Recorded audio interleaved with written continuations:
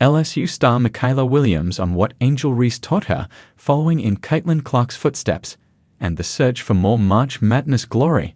On far from a normal Monday for LSU's Mikaylah Williams, less than 48 hours removed from the Tigers' defeat to Texas in the Southeastern Conference tournament, she was back in the spotlight, and maybe for the first time, without a team.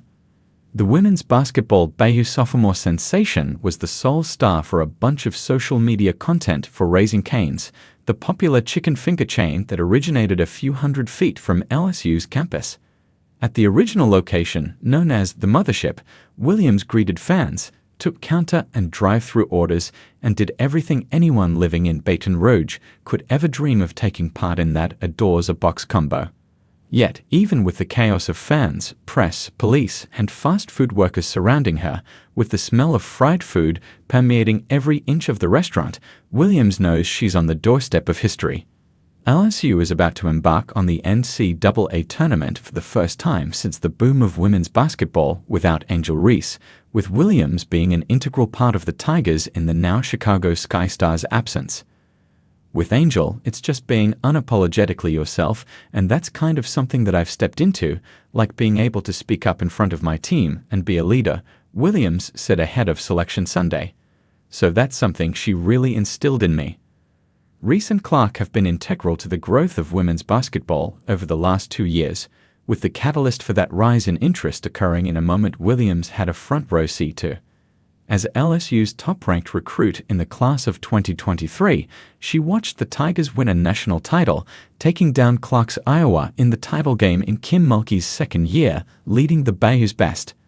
The now infamous Reese point to her ring finger in the now Indiana Fever star's face has been replayed millions of times around the globe and linked that duo in an on-court rivalry that's pushed the sport into a new dimension.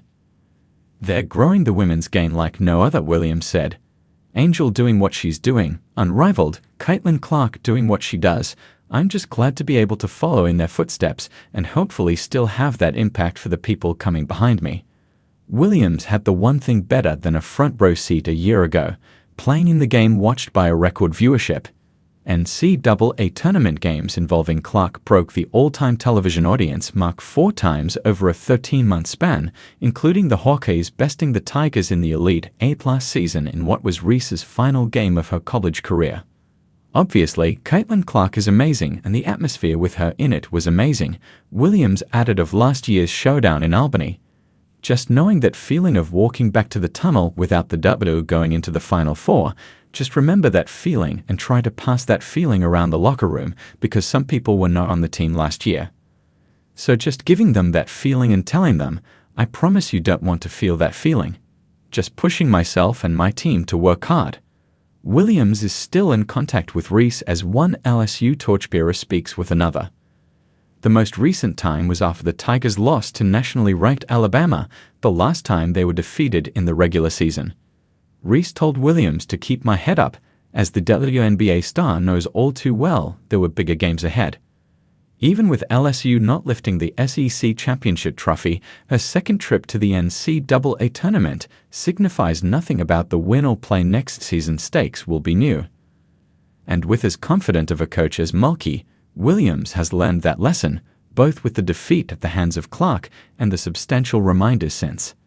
Nearly a year after her freshman season ended, Williams clearly described the disappointment in not living up to what she felt was her team's potential and the regret that Reese, she, and others could have done more. Mulkey instills that in us, and we have to win to keep going and have to win to keep playing basketball, Williams continued. It's like, how long do you actually want to play basketball? Do you want to play basketball for those 6 games, or do you want to go home early? And if you ask everybody in the locker room right now, I don't think anybody wants to go home early. That leads back to Monday's Time to Shine, around the Tiger-printed booths, with pictures of Elvis Presley hanging on the walls of the original Raising Cane's location, a much smaller version of the ones built around the rest of America. Mulkey, Reese, and others have taken shifts working at the fast food joint that may be Baton Rouge's second most iconic brand. Williams went solo after an injury setback to teammate Anissa Morris.